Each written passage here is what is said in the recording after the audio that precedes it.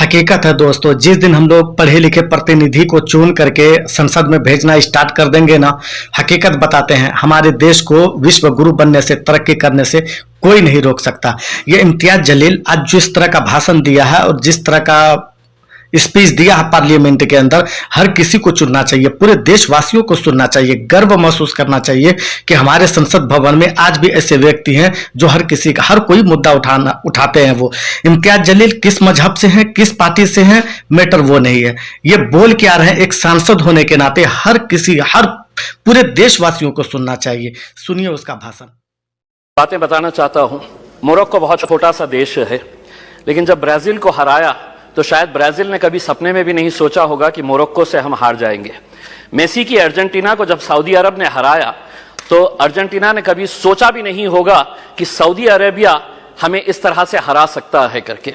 लेकिन ये दोनों टीम्स, चाहे वो मोरक्को हो या सऊदी अरेबिया, जब मैदान में उतरे होंगे, उन्होंने पिछले 5 सालों से लगातार मेहनत कर रहे हैं ये सोचकर कि हम उतरेंगे तो हम जीतेंगे करके।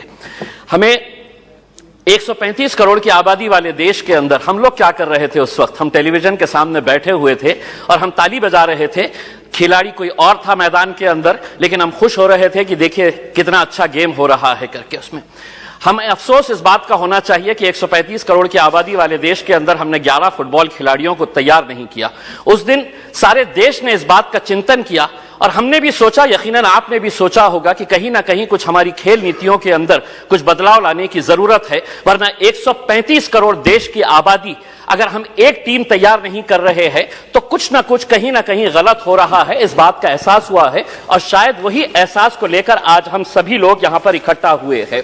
मंत्री जी, मैं आपसे पूछना चाहता हूं, यूएस और चाइना ऐसा क्या कर रहा है कि उनके खिलाड़ी मैदान के अंदर उतरते हैं, कोई भी इंटरनेशनल इवेंट जब ऑर्गेनाइज होता है तो उनके खिलाड़ी गोल्ड ऐसे ही हंसते हंसते लेकर चले जाते हैं। हम एक गोल्ड अगर लेके आ जाते हैं तो पूरा देश सेलिब्रेट करता है, बल्कि प्राइम मिनिस्टर ले लीजिएगा, पूरे मिनिस्टर्स ले लीजिएगा, पूरे चीफ मिनिस्टर्स उसका जश्न मनाते हैं, जबकि हमारे पास पोटेंशियल इससे ज्यादा है। कहीं ना कहीं हम कुछ ऐसा नहीं कर पा रहे हैं वो कर रहे हैं करके। वो क्या कर रहे हैं? तो वो बचपन से ही अपने खिलाड़ियों को आइडेंटिफाई कर रहे हैं, कौन हमारा खिलाड़ी कौन से खेल के अंदर है, और उसके बाद पूरी जिम्मेदारी उनके स्पोर्ट्स एसोसिएशन, फेडरेशन और वहां की सरकार उठा रही है। हमें मंत्री जी हमारे शॉर्ट टर्म गोल्स और हमारे लॉन्ग टर्म टारगेट्स क्या होने चाहिए, इसको आइडेंटिफाई करने की जरूरत है। मंत्री जी, मैं आपसे अनुरोध करना चाहूंगा, एक सर्वे करवाइएगा पूरे देश के अंदर कि कितने ऐसे स्कूल्स है कि जहां पर स्पोर्ट्स टीचर्स मौजूद है पूरे देश के अंदर, चाहे वो प्राइवेट स्कूल्स हो या गवर्नमेंट स्कूल्स है। स्पोर्ट्स टीचर्स कितने स्कूल्स के अंदर है? एक सर्वे करवाइएगा कि कितने स्कूल्स के अंदर प्लेग्राउंड्स मौजूद है। एक सर्वे करवाइएगा कि अगर ग्राउंड मौजूद है तो स्कूल के अंदर क्या एक फुटबॉल है, एक क्रिकेट का किट है, एक रेसलिंग का मैट है, क्या वहां पर बास्केटबॉल के लिए कोई सुविधा है? एक सर्वे करवा लीजिएगा पूरे देश के प्राइवेट, और तब आपको पता चलेगा कि हम लोग अगर खेलों के अंदर पीछे है तो इसकी वजह क्या है। अध्यक्ष महोदय, मैं आपसे के जरिए मंत्री जी से यह अनुरोध करना चाहूंगा, 75 साल देश के आजादी के हो गए हैं, हम वैसे भी करोड़ों रुपया ऐसे वैसे कामों के ऊपर खर्च कर रहे हैं। मंत्री जी ये जिम्मा उठाइएगा कि 75 साल देश की आजादी के मौके के ऊपर हम हर स्कूल को एक स्पोर्ट्स किट प्रोवाइड करेंगे, जिसके अंदर एक फुटबॉल रहेगा, एक रेसलिंग का मैट रहेगा, एक बैडमिंटन के लिए, एक वॉलीबॉल के लिए जो नेट लगता है वो रहेगा। अध्यक्ष महोदय, एक मिनट, मैं सिर्फ सुझाव दे रहा हूं, और उसके ऊपर लिखिएगा कि अगर खेलेगा इंडिया तो जीतेगा इंडिया। उसके ऊपर आपकी तस्वीर लगाइए, आदरणीय पंत प्रधान जी की तस्वीर लगाइए, और एक 75 साल का तोहफा बोल के देश के तमाम स्कूल्स को आप ये दीजिएगा। हर राज्य के अंदर 4 कम से कम स्पोर्ट्स यूनिवर्सिटीज होनी चाहिए। मेरे शहर के अंदर थी, पूना वालों ने उठाकर उसे पूना लेकर चले गए। हम जमीन ढूंढते रह गए और उन्होंने कहा कि नहीं, हम पूना लेकर चले जाएंगे। 4 स्पोर्ट्स यूनिवर्सिटी, जिसका फोकस एरिया यही होना चाहिए, sports education, sports management, sports science, sports research और स्पोर्ट्स न्यूट्रिशन।